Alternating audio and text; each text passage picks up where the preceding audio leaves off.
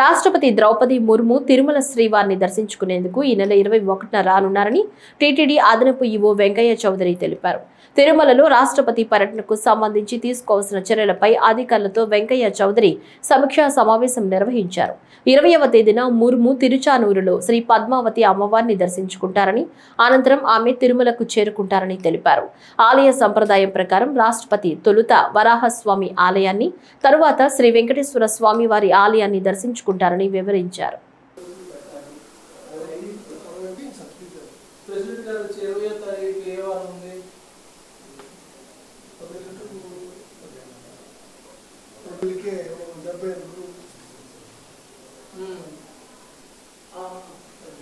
చూడండి అదే